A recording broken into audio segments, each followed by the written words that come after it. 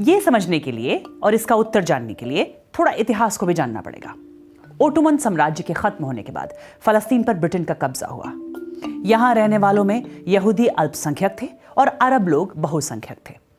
फिर दूसरे विश्व युद्ध के बाद और खास तौर से नाजी होलोकॉस्ट से बचकर यहां बड़ी तादाद में यहूदी रहने के लिए आने लगे। फिर अरब और यहूदी लोगों के बीच तनाव बढ़ने लगा।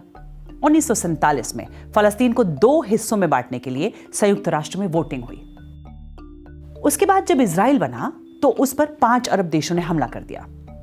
साल 1949 में इजराइल और उसके अरब पड़ोसी देशों के बीच युद्ध खत्म हुआ।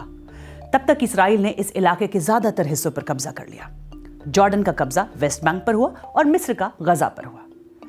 लेकिन कोई शांति समझौता नहीं हुआ, इसलिए कई और लड़ाइयां आगे भी चलती रहीं। फिर साल 1967 आया जब इजराइल ने पूर्वी यरूशलेम और वेस्ट बैंक पर कब्जा किया। इजराइल यरूशलेम को अपनी राजधानी मानता है, जबकि फलस्तीनी पूर्वी यरूशलेम को भविष्य की अपनी राजधानी मानते हैं। अब जानते हैं कि फलस्तीनी लोगों के लिए संप्रभु राष्ट्र बनने की राह में बाधाएं क्या हैं। इजराइल ने 1967 में जिन इलाकों पर कब्जा किया है, जो जमीन ले ली है, क्या वो उसका 100% वापस करेगा? ये आसान नहीं लगता और हकीकत ये भी है कि किसी भी फलस्तीनी नेता को 100% से कम कुछ भी मंजूर भी नहीं होगा। पिछले 50 सालों में इजराइल ने वेस्ट बैंक और पूर्वी यरूशलेम में कई इजरायली बस्तियां बना ली हैं। करीब 300 बस्तियों में 7 लाख से ज्यादा इजरायली रहते हैं। अंतर्राष्ट्रीय कानूनों के मुताबिक ये सभी बस्तियां अवैध हैं। माना जाता है कि ये 2 देशों के साथ साथ रहने के नजरिए से एक बड़ी बाधा है। माना यह भी जाता है कि इजराइल जिस तरह बस्तियों का विस्तार करता रहा है, उससे यह सवाल उठता है कि क्या वो स्वतंत्र फलस्तीनी देश बनने देगा? अगर फलस्तीन एक संप्रभु राष्ट्र बनेगा तो ये बस्तियां खाली करनी होंगी, लेकिन ये आसान नहीं लगता।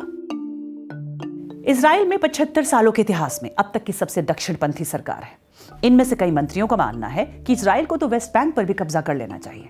ऐसे में क्या मौजूदा सरकार में ऐसा कोई राजनीतिक हल निकल पाएगा जो सबको मंजूर हो? इस पूरे इलाके में लगातार होती हिंसा की घटनाओं से शांति प्रक्रिया प्रभावित होती है। अब 7 अक्टूबर को हमास के हमले में इजराइल में सैकड़ों लोग मारे गए, कई जख्मी हुए, बंधक भी बना लिए गए। इजराइल की जवाबी कार्रवाई में गजा में 10,000 से ज्यादा लोग मारे गए। ऐसे में क्या एक फलस्तीन के लिए संप्रभु राष्ट्र की घोषणा को इजराइल स्वीकार करेगा? इस पर सवाल है। 1987 में हमास गुट का गठन हुआ और उसके बाद से फलस्तीनी राष्ट्रीय आंदोलन बट गया।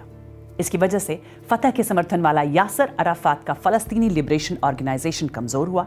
हमास का नियंत्रण गाजा पर हुआ और तब से गाजा पर हमास का शासन है और वेस्ट बैंक पर फतह का। फिर एक राष्ट्र के लिए क्या ये दोनों गुट साथ आएंगे? ये भी कहा नहीं जा सकता। मुश्किल सिर्फ यही नहीं है, अमेरिका और अरब सरकारों का रुख भी इस मसले को पेचीदा बनाता है।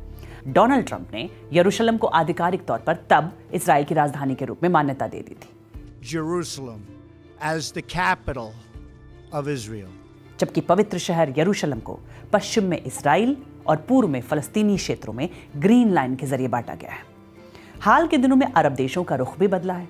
पहले तो इन अरब देशों ने पारंपरिक तौर पर फलस्तीनियों के साथ शांति समझौता होने तक इजराइल के साथ राजनीतिक संबंध स्थापित करने से इनकार कर दिया था।